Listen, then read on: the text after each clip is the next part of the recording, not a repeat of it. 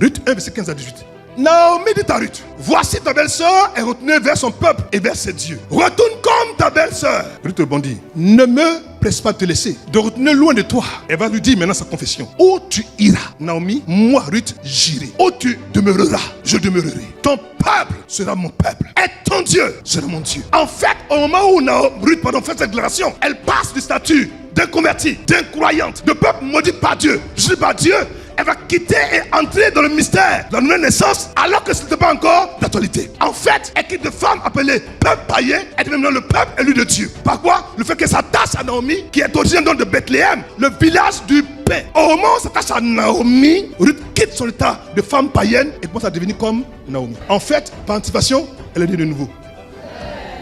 Qu'est-ce qu'on dit? Romains 10, verset 9 à 10. Si tu confesses ta bouche, Seigneur Jésus, tu crois dans ton cœur, tu seras quoi? Sauvé. Qu'est-ce qu'elle a dit? Elle dit, où tu iras, j'irai. Elle partait où? À la maison du pain. Où tu demeureras, je demeurerai. C'est-à-dire que là où tu vas être pour faire ton je serai avec toi. Maintenant, elle dit, ton Dieu. Donc, je renonce à mon Dieu. Je renonce à mon père. Je renonce à ma mère. Je renonce à ma patrie. À partir de maintenant, je me coupe de mon ancienne vie. Je me sépare de mes idoles. Je me sépare de mon passé. Maintenant, je vais regarder à toi. Mais attends, moi-même là, je n'ai rien. Tu regardes quoi?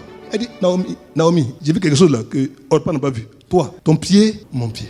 Question. Ce qui nous tue, c'est ce que nous disons. Ça va? Maintenant, elle dit, où tu mourras, je mourrai. Et j'y serai enterré. En fait, cette phrase vient sceller à tous où la décision irrévocable, profonde, nette, sérieuse, que justement Ruth prend en regardant, en sondant, en décryptant, en voyant le mystère, quelque chose que Orpa n'a pas vu, mais qu'elle a vu. Il dit que l'Éternel me traite dans toute sa rigueur, si autre chose que la mort vient me séparer de toi. Quelle phrase! Quelle phrase! Je vous dis ce soir qui va choquer. Ruth a une foi plus grande que celle d'Abraham. Je suis trop sérieux pour faire des choses comme ça. Je vous explique. Abraham a quitté sa patrie parce que Dieu a dit quitte ta patrie. Ruth, on n'a rien eu. On lui a pas dit quelque chose, puis elle dit je quitte. Sur la base de quoi elle a quitté? Abraham avait des promesses conditionnées. Quitte ta patrie et moi Dieu fait de toi quelqu'un de grand, quelqu'un d'important. Il dit va même un endroit que je te montrerai. Quand Ruth partait avec Naomi, elle ne savait pas où elle partait parce qu'elle ne connaissait pas quoi? Bethléem. Mais elle est partie sans qu'on lui dise quelque chose. On lui a rien dit. Mais elle a pris une décision irrévocable pour dire où tu iras, j'irai. Où tu demeureras, je demeurerai. Ton Dieu sera mon Dieu. Elle n'avait rien entendu. Rien, on n'avait rien su comme promesse. Pourtant, elle est quand même partie. Quelle foi! C'est choquant, hein? Quand Dieu te dit, écoute mon fils, lève-toi, quitte ta patrie, va, je vais te montrer. Tu dis, oh mon Dieu m'a parlé, donc il va me garder. Mais elle, qui lui a parlé? Vous voyez ce que je dis? En ce moment de Jacques, je comprends que l'esprit de la foi était libéré. Et Dieu avait un projet quelque part dans l'univers. Écoutez-moi, je vous dis une chose, ça va choquer. Dieu